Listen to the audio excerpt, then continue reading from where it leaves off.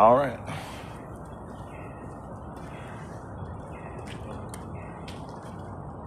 All right. Shalom, ahab, wa baraka. In other words, peace, love, and blessings. We're going to face the east. First and foremost, we want to give all praise, honor, and glory to Yahweh, Bahashim, Yahweh Shai, Bahashim, Rakakadosh. And double honors to the elder apostles, the prophets, and the teachers that have been bringing out this 100% truth for the last 30 plus years. And this day and age, having a good teacher is important. Now, I could prove that just by talking about Al-Azhar. Those people that were under Al-Azhar, you have to gaslight yourself now. You have to double guess everything you learn. We're not going to get into that today. Today we're going to read, we're going to go into Jeremiah chapter 50. And we're just going to read down through maybe like verse 15 or 16. We'll see what happens there. So, yeah, Jeremiah chapter 50, starting from the top. Jeremiah 50, verse 1. The word that Yahweh spake against Babylon and against the land of the Chaldeans by Jeremiah the prophet. Declare ye among the nations, and publish and set up a standard, publish and conceal not. Say, Babylon is taken, Bel is confounded, Moraddak is broken in pieces, her idols are confounded, her images are broken in pieces. Stop right there for a second. It says to go out and tell the other nations, in fact, tell everybody. What does it say? Set up a standard, publish it, conceal it not. In other words, let everybody know.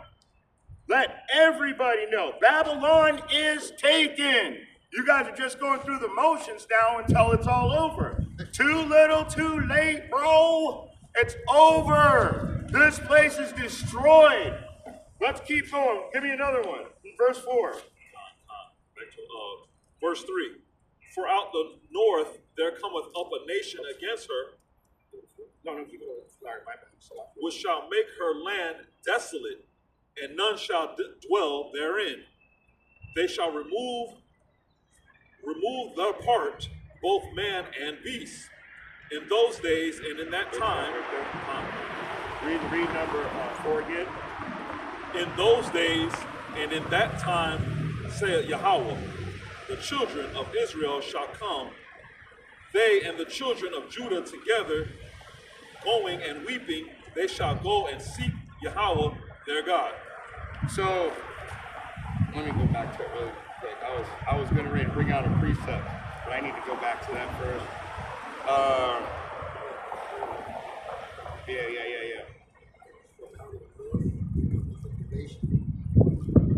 Yeah. So going back to 3 and 4, so it says, for out of the north cometh up a nation against her, which shall make her desolate. Something's going to destroy a certain place, a certain secret Babylon, okay? And none shall dwell therein. That means it's going to be completely done. They shall remove, they shall depart both man and beast. Nothing will be dwelling in this place after it's destroyed. In those days and in that time, saith Yahweh, the children of Israel shall come, and the children of Israel shall come, they and the children of Judah together, going and weeping. They shall go and seek Yahweh their God. The thing is the reason why all of a sudden they're coming back weeping and moaning, the gnashing, is because they're waking up. They're waking up. They realize this place is destroyed. Baruch 2 and 30. For I knew that they would not hear me. Back in the latter times, we didn't follow instructions. To this day, 2/3 of you still don't. 2/3 of you still don't. Baruch 2 and 30. For I knew they would not hear me, because it's a stiff-necked people. But in the land of their captivities, they shall remember themselves. And that's when you're going to wake up. You're going to start crying back to the Most High. But you better watch out. Act now while supplies last. In other words, if you don't come back to the truth now, it might be too late then. Let's go back into Jeremiah. And just pick up where you left off. Jeremiah chapter 50, verse 5. They shall ask the way to Zion with their faces thitherward, saying, come and let us join ourselves to Yahweh in a perpetual covenant that shall not be forgotten. My people have been lost sheep. Their shepherds have caused them to go astray. They have turned them away on the mountains. They have gone from mountain to hill. They have forgotten their resting place. That's beautiful. So they're the Zion with their faces thitherward. They're gonna be like this. They're gonna be shameful, okay? And they're going to come say, let us join ourselves back to the Most High. Now, it doesn't say back here, but that's what they're saying. Let us join ourselves to the Most High. Who has that perpetual covenant? Who did Moses pour and sprinkle the blood on? Who said, yes, we'll follow all these rules, and we'll suffer the consequences if we don't? What people said that? So those are the only people that are weeping right now, saying, hey, let's go to the Lord. He'll protect us. He's going to save us. He'll do what he said. Go to Titus chapter... Precept. Come on. Isaiah chapter 30, verse 21. The land back on the brother just brought out with respect to these. Can you read that again, bro? Yeah. Verse which one? What he just read. 3 and 4. Show me the way to Zion. Jeremiah 50, verse 5. They shall ask the way to Zion with their faces thitherward, saying, come and let us join ourselves in Yahweh in a perpetual covenant that shall not be forgotten. And who's going to show them the way to Zion through the Spirit? That's the teachers, right? This is the prophets, right? This is Isaiah chapter 30, verse 21. And thine ears shall hear a word behind thee, saying, this is the way, walk ye in it. When you turn to the right and when you turn to the left, you see a lot of you Israelites, you call yourselves being in the truth, but at the same time, you don't want to listen to the men, the apostles, starting with the apostles and the elders, the great millstone, right? These men were sent and ordained by Yahweh Ba'ashem Yahweh Shai to show you the way, right? Show you the way to Zion through the Spirit, through these scriptures. Okay, show you the way to the kingdom of heaven.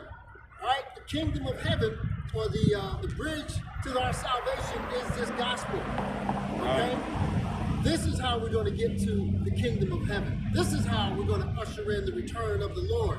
Okay, through these scriptures, everything that's in the scriptures, not leaning on your own understanding. Okay. Read verse 6 again. Oh, wait, I'll read 6 and you read, well, you stay in Titus. I'll read verse 6 again. It says, my people have been a lost sheep. Their shepherds have caused them to go astray. So, and what he's saying is really important, because now we're talking about two types of prophets here. You've got the righteous prophets that, through the power of the Spirit, teach 100% truth. And then you've got the wicked prophets that cause the children of Israel, that cause my sheep to go astray. They have turned them away on the mountains. They have gone from mountains. Mountain means strength. A mountain represents a strong nation. To hills. Well, what is a hill? Well, it's not a strong nation, now is it? I mean, come on, people. They have forgotten their resting place. Go ahead and give me Titus 1 and 10 and 11. Because my people have been lost sheep. Their shepherds have caused them to go astray. So the same guys that are going to help you, you've got to be very circumspect in what they're teaching. This is why I tell you in the beginning of every single class, what do I say? The double honors to the elders and apostles, the prophets and the teachers for bringing out the 100% truth for the last 30 plus years. What you don't understand is all the other camps have changed their doctrine. All the way down to the Christians, the Muslims, I don't care who it is. They change every year. Now, give me Titus 1, 10 and 11. Titus 1, verse 10. For there are many unruly and vain takers and deceivers, talkers, especially they of the circumcision, whose mouths must be stopped, who subvert whole houses, teaching things which they ought not, for filthy lucre's sake. There it is, right there. So, for there are many unruly and vain talkers. What does the word unruly mean? Let's get it. Because, sometimes it's good to know what the words are. In fact, every time. Difficult to control, manage, or restrain. So there's many difficult to control, rule, manage, or constrain. So do you understand that that's unruly, vain, worthless? So unruly, they're difficult to control, and they have worthless speech. That's what they're telling you. And vain talkers and deceivers, especially they of the circumcision. So our own people are going to be the worst ones we have to go up against to get to this truth. And what does it mean, deceiver? Deceiver means liar. You're going to speak garbage. They of the circumcision. The circumcision means our own people, the Israelites. We're the only ones that had an ordinance to be circumcised. Whose mouths must be stopped, who subvert whole houses. Subvert means destroy. Because when you go in teaching that false doctrine, destroying an entire house, because people believe you. Look at Eleazar. People believed him. Now it's peg the like button. That's horrible. Pegatron. He said Pegatron. See how easily Yahweh can destroy your life in 1 second? In 1 second. 1 second. So your mouth had to be stopped, didn't it? Oh, Paul's right, it should be in the Bible. Nobody knows this, and this, that, and the third. It's just so much confusion. I can't even keep up with all the things he said. I just remember him talking about Paul's writings and wearing a hat. And I'm thinking, you're wearing a hat, you're talking about a guy that was written in the Bible? And then that's what made me realize that this dude's Korah. Because remember he told, Eleazar told the chief, the elder apostle Tahar to step down and that he was the new chief priest. That's the exact same thing Korah did. And then the earth swallowed him up. I told you that last week. Because he spiritually got swallowed up back into worldliness. And in the worst way, those 7 demons came and pegged him. You got pegged, bro. Everybody knows it. That's sad, man. That makes me feel sad inside because, honestly, I'm like, this is a smart guy. He came from GMS. Maybe one day he'll wake up. Nah, fuck no. This dude's going to get pegged in his ass instead. And you know what? He's going to have to cry on the mic in front of everybody and then step away and never show your face again. Yahweh destroyed you. Your mouth had to be stopped. You destroyed houses, teaching things which they ought not. For filthy lucre's sake, you fucking millionaire. Out here getting $1 million, huh? How do you get $1 million? You got to bend over at some point. Or you just get so much money. You ever notice that people, when they get rich, they get eccentric. What that means is they turn gay. I don't know, honestly. The demons on it, man. Honestly. That's the demons on it. And you should know this too. You should know this because you're a physician. Honestly, it's when you have excessive drug use, it causes that spirit to be on you. And that comes with the coke, a lot of cocaine or meth. Those 2 drugs make you act gay. Pills too. Pills. Xanax, I walk around, take it off the load. I'm from the fucking hood. I've seen everything. I've seen it all. I know what every fucking drug does. Well, it makes sense because it causes you to lose your inhibitions. Yes.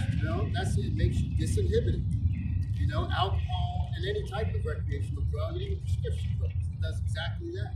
Yep. So you open yourself up to spirits and wickedness. Why do you think that it says, when you go to the bar, it says we have spirits, wine, and beer? Spirits is hard liquor, and that'll fucking get you locked in, too. It'll have you locked in. Let's move on from Titus. Let's go back to Jeremiah chapter 50 and verse 7.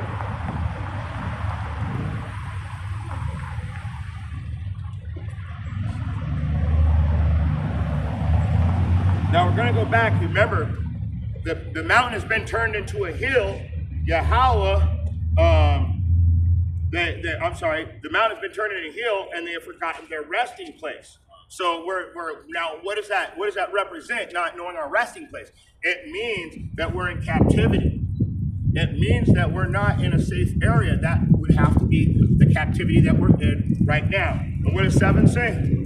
Verse 7, all that found them have devoured them, and their adversaries said, we offend not, because they have sinned against Yahweh, the habitation of justice, even Yahweh, the hope of their fathers. Yep, do you see that? They hold themselves not guilty. Give me Zechariah 11 and 5. Because this is exactly what's going on here. Nope, they sinned. We did the right thing. We could punish them as much as we want because they're sinners against God. See? You punished against God.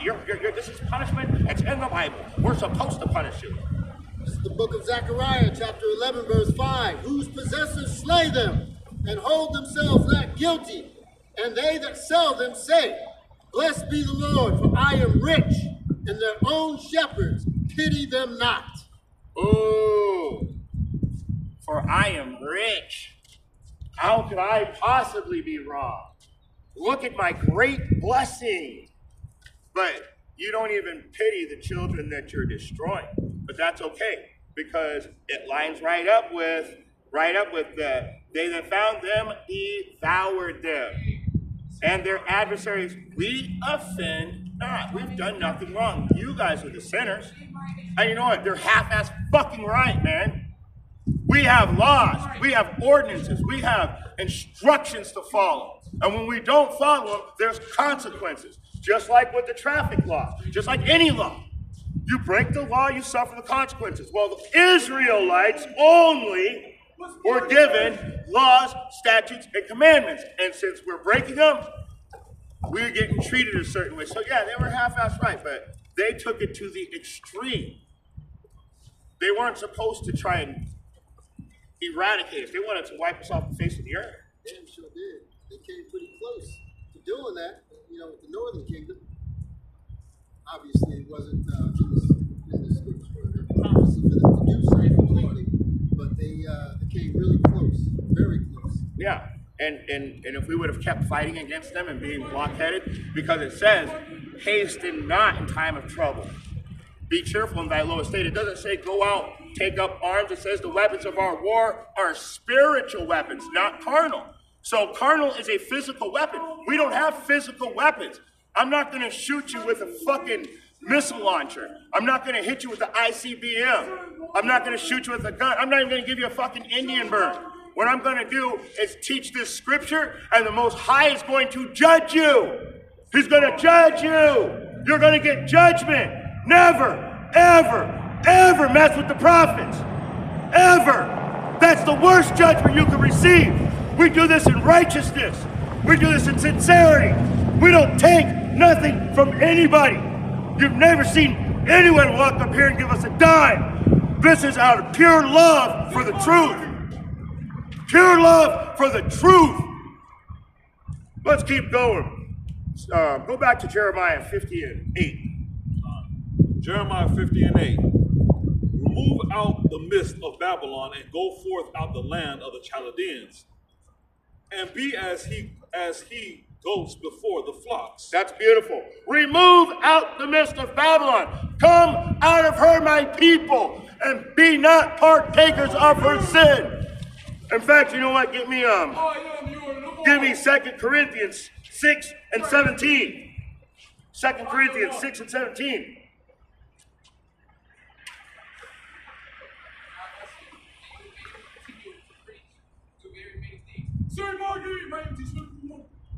Second Corinthians chapter 6, verse 17.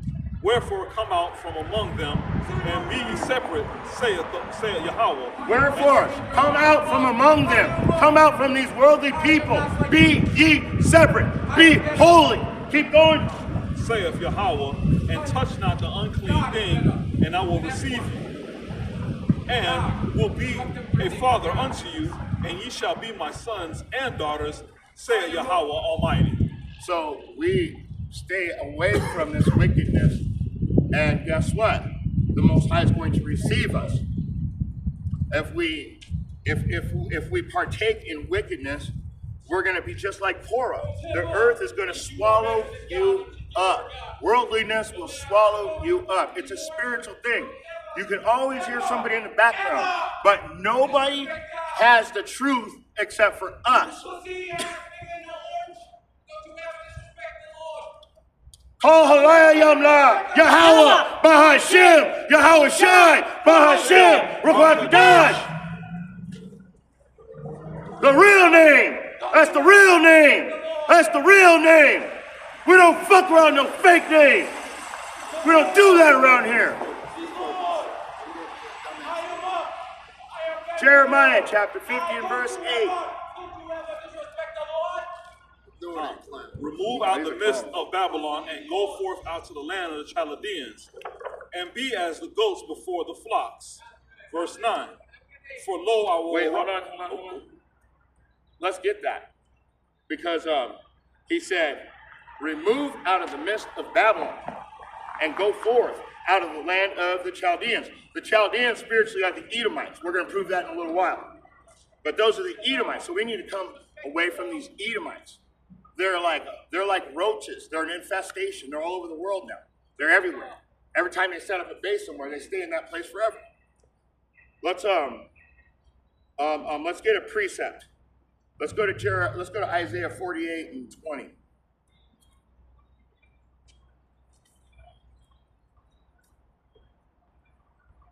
Isaiah 48 and 20.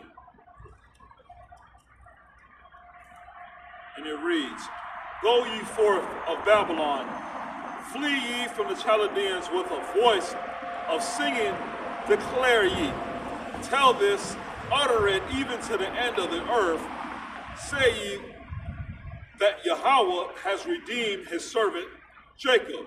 Oh, Yahweh has redeemed his servant Jacob. Go forth. Read it again. Go ye forth of Babylon, flee ye from the Chaldeans with a voice of singing, declare ye, tell this, utter it even to the end of the earth. Indeed, to the end of the earth. Say ye, Yahweh hath redeemed his servant. That's the Israelites. Don't you get it? We're about to be saved out of this place. This whole thing's about us getting salvation. That's all it is. You got the craziest people always. And it's always about Jesus and God. And when you look at Jesus and God, you see these people. This is the mindset that these guys have. Now, the brother Tajma was right. I should have just left him alone. But honestly, I have to say the real name when you keep yelling at me, Jesus and God. I got to tell you what the real name is. But that's neither here nor there. That guy's gone now. What we're going to do is flee from the presence of these Babylonians. We're going to try and stay away from them. The Most High is getting ready to protect us. He's getting ready to save us. We're still in captivity at this point. We're still here. As long as we're still here, we're still in captivity. It's not like you're going to wake up tomorrow, oh, captivity's over. Welcome to the new world. No, we're still here. Okay, this ain't going away. This ain't going away until it's hell. We live in hell. Let's go back into Jeremiah 50 and 9. This is my favorite part of this whole chapter right here. Jeremiah 50 and 9. And it reads, For lo, I will rise and cause to come up against Babylon, and assemble of great nations from the north country. And they shall set themselves in array against her. From thence she shall be taken. Their arrows shall be as of a mighty expert man. None shall return in vain. Listen to this now. It just said, what did it say? For I will raise and cause to come against Babylon an assembly of great nations. So watch this. An assembly of great nations according to the Bible. But it says, leaders from France, the UK, Germany, Poland, Italy, Spain, and Denmark are gathering in Paris on Monday to discuss their defense policy, the Ukraine war, and how a ceasefire might look. UK Prime Minister Keir Starmer said he was prepared to deploy peacekeeping troops. Peacekeeping troops, everybody. The ones with guns, or do they bring something else? They got they strapped. Let's keep going, man. This is good. Strapped. So peacekeeping troops to the Ukraine, if and when the war ends. The U.S. Secretary of State Marco Rubio is on the way to Saudi Arabia for talks with Russian officials. While U.S. President Donald Trump said himself he can meet Russian President Vladimir Putin in Saudi Arabia very soon to discuss the Ukraine war. The point is, these are the great nations that are joining together to fight against Babylon. Do you guys, oh man, you guys, they don't see it. I know they don't see it. The only people that see it are GMS. You can see it. I mean, you can see it. It's plain as tables, like the scripture said. You know, you can see it, the foundation of it. You can see it unfolding. You know? And it's beautiful because I was looking at that this morning, man. That's why I wanted to read Jeremiah 15, the whole first thing, just so I can get down to verse 9, just so I can read that to you, just so I can show you that these prophecies are being fulfilled in real time. You have Satan coming immediately around every corner, every time we start getting to the good part. He wants to take that part away, but he couldn't get it. And you notice they always want to get it safe 200-300 yards away before they start talking shit. You guys got something coming to you, though. You're going to get your reward. That's for damn sure. So, read it again, 50 and 9. Con. For lo, I will rise and cause to come up against Babylon an assembly of great nations from the north country, and they shall set themselves in array against her. From thence she shall be taken, their arrows shall be as of a mighty expert, none shall return in vain. Zechariah 14 and 2. I will gather all nations against Jerusalem in battle, and the city shall be taken, and the houses rifled, and the women ravished, and half the city shall go forth into captivity, and the residue of the people shall not be cut off from the city. This is all getting ready to, I don't think you guys understand what rifled means. How about ravished? These are not good words. Ravished is great. That's talking about your wife, your daughter, your children. You guys got to come back to this truth. At least the 1/3 does. I'm only here for the 1/3. We are only here for the 1/3. That is it. Everybody else, yeah, you can kick fucking rocks. I don't care. On this side, I don't care. I used to, and I tried to. And repeatedly, as I tried to care about these 2/3, they stomped me out. They stomped out my heart. They stomped out my soul. They showed me exactly where I stand with them. I'm dust in the wind with these guys. You know why? Because they don't care. They hate. They hate. It's a rebellious people. Lying children. Children that will not hear the law of Yahweh. They'd rather fight. They would rather fight than hear this word. But, This is the book of Isaiah, chapter 34. Reinforce what the brother just brought out. Babylon is through, right? This is Isaiah chapter 34, verse 1. Come near, ye nations, to hear, and hearken, ye people. Let the earth hear, and all that is therein, the world, and all things that come forth of it. For the indignation of the Lord is upon all nations, and his fury upon all their armies. And he hath utterly destroyed them. He hath delivered them to the slaughter. The point is, verse 5, for my sword shall be bathed in heaven. Behold, it shall come down upon Idumea, and upon the people of my curse the judgment. We know Idumea is Greek for Edom. Okay, and Edom is wherever the Edomites are. We know the Edomites aren't dwelling in Edom today. The vast majority of them are dwelling here in Babylon the Great. yep.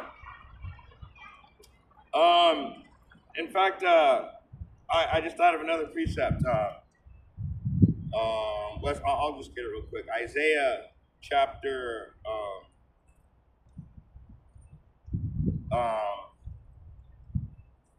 you just said it too, man. My mind went blank. Here it is. 14 and 21. Isaiah 14 and 21. You read, what did you just read? 34 and 5. Yeah, read 34 and 5 again. This is the book of Isaiah, chapter 34, verse 5. For my sword shall be bathed in heaven. Behold, it shall come down upon Idumea and upon the people of my curse to judgment. Isaiah, it's Isaiah 14 and 21. Prepare slaughter for his children for the iniquity of their fathers, that they do not rise, nor possess the land, nor fill the faces of the world with cities. He's going to bathe, that's going to be bathed in heaven. Watch out! And wait, there's more. There's actually just a little bit more. I want to get this one too. Isaiah chapter 13 and 16. Their children also shall be dashed to pieces before their eyes. Their houses shall be spoiled and their wives ravished. Going right back into what I was talking about before. What does it mean to be ravished? So, anyways, take a deep breath there. Where were we? We were at 13 and we did 13 and 16. I'm sorry. Salakia. Let's move on. That's all I wanted to read on that anyways. I wanted to show you not only when the people are being destroyed, when this destruction comes, your children are going too. You're not going to get spared. I mean, let me show you why you're not getting spared. Where is it? Where is it? Right here. Your children, just like what you did to our children. Remember our children? You remember our children right there? Yeah, you remember that now, don't you? You see that? You too. You guys see that? That's our children right there. So when it tells you in Isaiah 13 and 16 that their children are going to be dashed to pieces, the people get offended. Oh, I'm offended at that. Well, why? Well, they weren't offended at this. Nope. Alligator bait. Because I guess they like to use alligators for something, but they had to kill them first. So what did they use? Us. So when your children are destroyed, when everything goes down, you're all going together. It's going to be a beautiful day. I know it seems like a horrible day, but this is the beginning of the Israelites' future. So it's going to be, in fact, we're even going to be scared while we're in safety, under the wing. It says so in Revelation 11 and 13 that we were affrighted and gave praise to the Most High when we saw the destruction. But only the 1/3 that were saved. Let's go back over to Jeremiah 50 and 11. Jeremiah 50 and 11. Because ye were glad, because ye rejoiced, O ye destroyers of my heritage, because ye are grown fat as a heifer at grass, and below as bulls.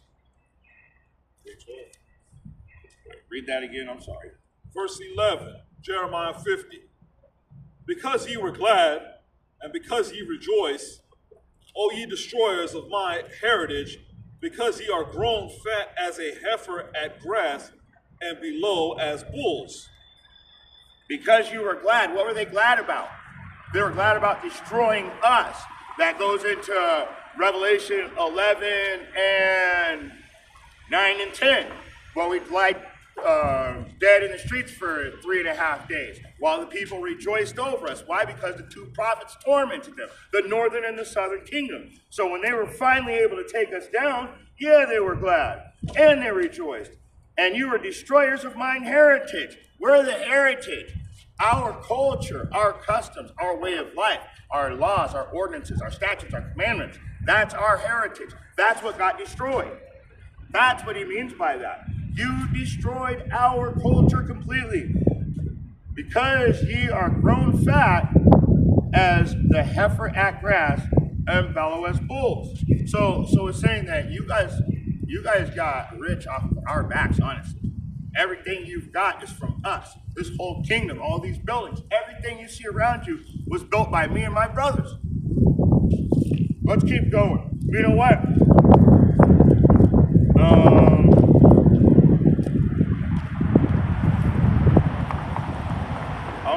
I want to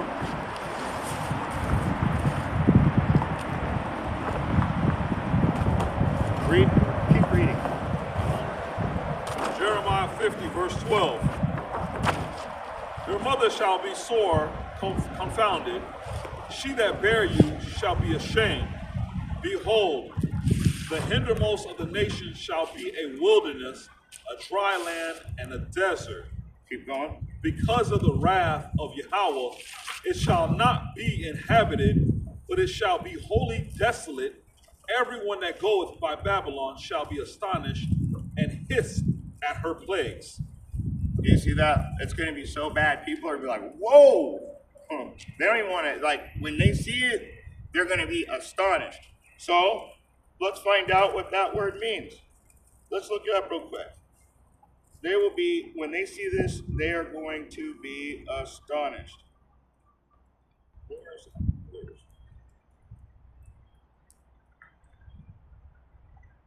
Showing great surprise or wonder. So you're going to be greatly surprised when you see the ultimate destruction that Yahweh puts on this place. And that's beautiful. I like looking up words. It just makes it a lot better for me because I like the detail. I love detail. Feeling or showing great surprise or wonder. That's perfect. How about this? Shocked. You're going to be shocked. So, no, go ahead.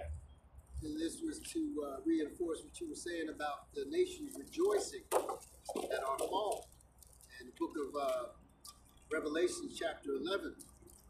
This is Lamentations, chapter 2, verse 15. All that pass by clap their hands at thee. They hiss and wag their head at the daughter of Jerusalem. Say, is this the city that men call the perfection of beauty, the joy of the whole earth? They celebrated our downfall. Yes, they did. Just like they are now. Okay, when they see our people get shot dead in the street, it doesn't elicit any type of sympathy, right? They couldn't care less. You read comment boards on YouTube and Yahoo, and they're always talking shit. You know it's Edom. Oh, he should have obeyed the commands of the police officer. Or he should have did this, or he shouldn't have did that, or he's a typical, the usual suspects, they like to say. It's all a joke to them. They rejoice, they laugh at us, they ridicule us. But your time is coming, Esau, Edom. Yeah, it is. Heavenly Father, Yahweh Bashem Yahweh Shai is about to flip that script. I got a precept for that one, just to piggyback off of that. It's Jeremiah 49, verse 17. Also Edom shall be desolate, everyone that goeth by it shall be astonished, and shall hiss at the plagues thereof. So it's just to piggyback off of what Tazama has said, Edom's time is up. And it's showing by how they're being so haste. They don't know what they're doing. You see them fighting amongst each other. It's coming to an end. Egyptian versus Egyptian. Yep. You see it. It's coming. Is there no more understanding and taming? Yep. In fact, let me go back to Jeremiah. I'm going to read these last couple, and then we're going to move on from Jeremiah. So it says, put yourselves in array against Babylon round about. All ye that bend a bow, shoot at her. Spare no arrows, for she hath sinned against the Lord.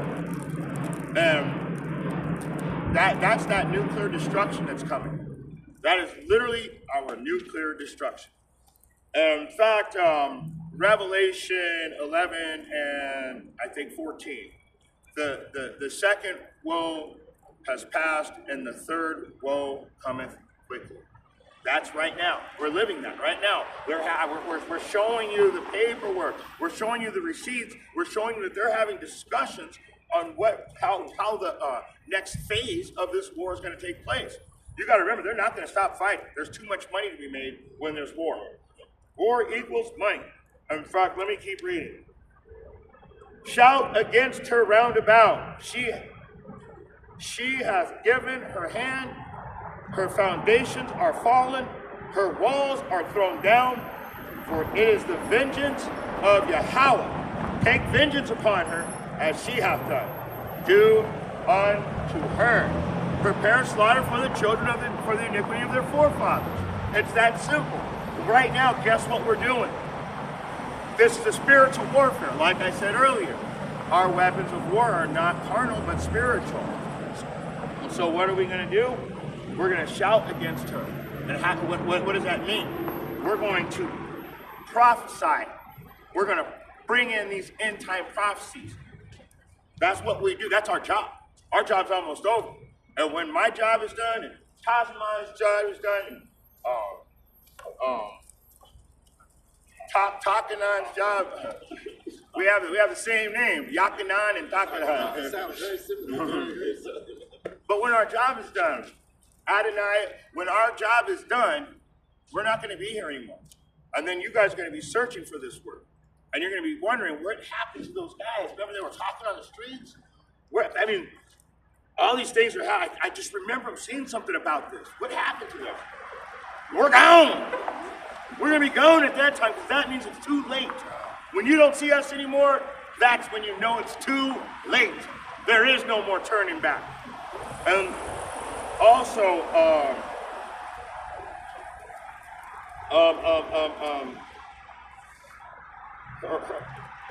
the vengeance of the Lord, take vengeance upon her. So, verse 16, Jeremiah 50:16. Cut off the sower from Babylon, and him that handleth the sickle in the time of harvest, for fear of the oppressing sword. They shall turn everyone to his people, and they shall flee everyone to his own land. This place is coming to an end. But what's the most important is when you go back to 11. Because you were glad, because you rejoiced, O ye destroyers of mine heritage. I want to go back into that for a second.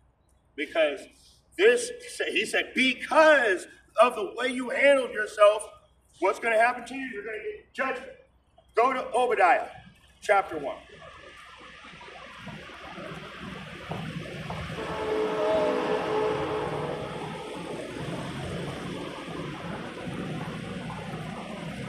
Sorry, at 10 to 15.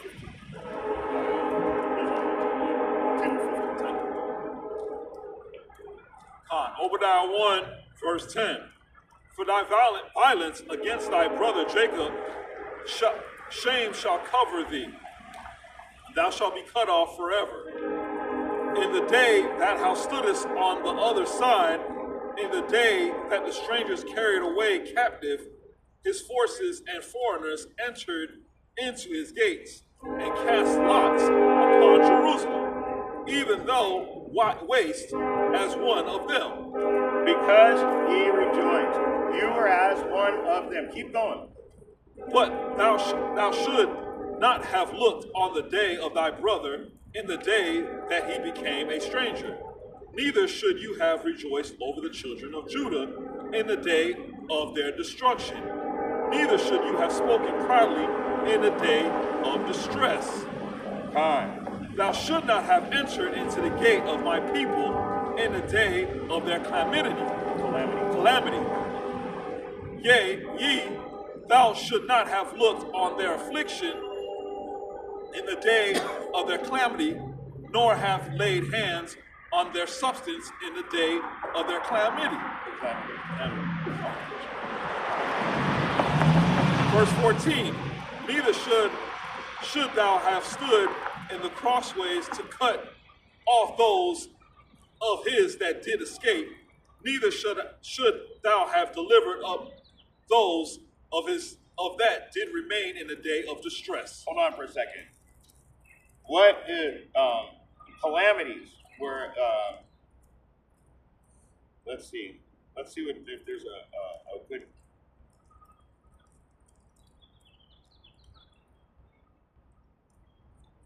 That's weird. I clicked on it, and it has to do with plants. I don't know why. Yeah.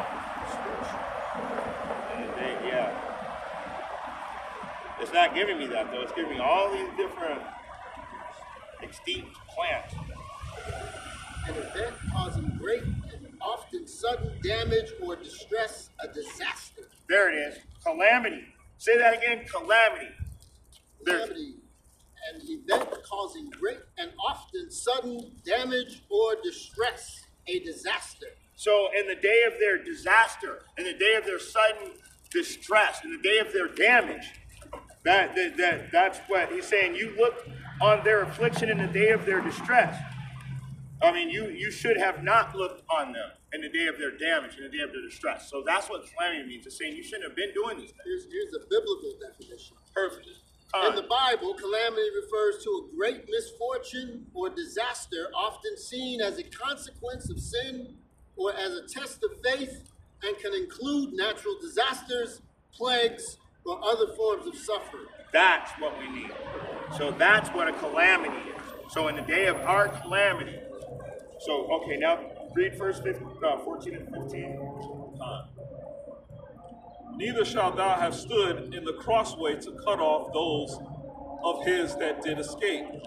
Neither should thou have delivered up those of his that did not remain in the day of distress. Verse 15, for the day of Yahweh is near upon all the heathen, as thou hast done, it shall be done unto thee. Thy reward shall return upon thy own head. So, see, they were cheerful and glad. In fact, they were helping the oppressor, and then they became like our oppressors, just like them. So they became one of them.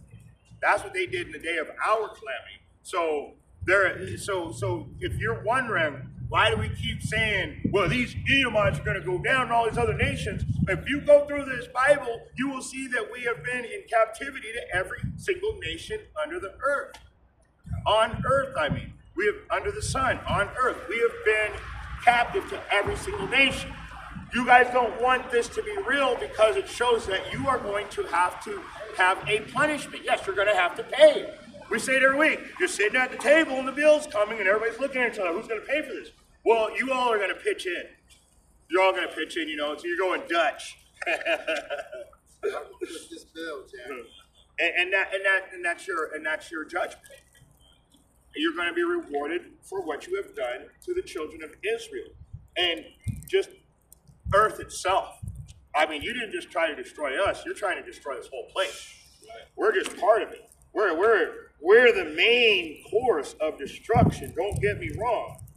But that devil Trump just authorized 2 million acres of trees to be chopped down somewhere. I think it's in South America. So this is Luke 21 and 22. For these be the days of vengeance, that all things which are written may be fulfilled. I love that. These days, this is that day. Tomorrow's getting worse. Day after that, a little bit worse. You may not notice it, but it's going to happen. These are the day of vengeance. These are the days that the prophecies are going to be fulfilled. Revelation 22 and 12. It says, behold, I come quickly. My reward is with me to give every man according as his work shall be. Guess what? What are your works, bro? What are you doing? Because we're out here until we're blue in the face. We're screaming at the top of our lungs, letting you guys know every week. We're just looking for that one single Israelite. One in a family, right? If you're lucky, there'll be two. And then there's also other scriptures saying that if you guys are doing the works, that your family could if you're doing the work. If, there's a big if right there. Your family could possibly be saved. You know what I mean? Like break the generational curses. I got one more precept, and then that's all. So, and I said this earlier today, the second woe is past, and the third woe is coming quickly, okay? So you guys got to understand, I just showed you this morning, they're already preparing for top, so that they can decide, like I said, what is going to happen in the next phase of this war. They're not going to stop fighting. Even Zelensky goes, oh, I don't believe Putin. I don't believe that he stopped. I don't see he wants the fight to continue because he's getting billions of dollars. He's a fucking actor. You know how I know he's an actor? Everybody else is wearing a suit. He wears the same exact outfit every time you see him on TV. He's playing a role. It's just like Fonzie. Fonzie wears jeans, white t-shirt. Right. You remember the Happy Days? He would wear the jeans, white t-shirt, and a black biker jacket. Every fucking episode. Zelensky's trying to act like, for the lack of better examples, like the Fonz, honestly. Like he's a character. He's playing a role. That's why if you look that motherfucker up, you can see the video where he's dressed like a woman, dancing to some gay shit in his video. And we all know this. We know he's an actor. Trump's an actor. You're fired. He was a fucking actor. He's been in so many movies. Everybody out there is actor. Even Vance. Vance is also an actor. You can look this up. These are things you can look up. Challenge what we say. Then you'll find out that we weren't lying to you, that we did come in sincerity. And I don't really have anything else unless you guys got something. Nothing more to add. And with that being said, first and foremost, we want to give double honors to the elder apostles, the prophets, and the teachers that have not changed in the last 30 to 40 plus years. As soon as they open the book, they say, yep. Cornelius, yep. You know what I'm saying? All the way through it, beginning to end. It's never changed. Everybody else had to change their doctrine around the GMS camp. Why do you think they bring out the grape doctrine all the time? They don't read it. They say, oh, this, that, and the third. But if you read it, you'll say, oh man, these guys were being sincere. They were telling the truth. They never said grape anybody. They said, this is what the Bible says. Wow. People make shit up all the time.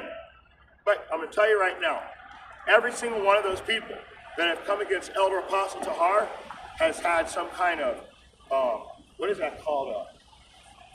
It's sexual, what is it? No, it's everybody that's come up against Tahar with this grape doctrine has had something happen to them, and it's always having something to do with sexuality. And I can't remember the exact word right now. Sorry, I'm not good at words. That's why I like to look them up. But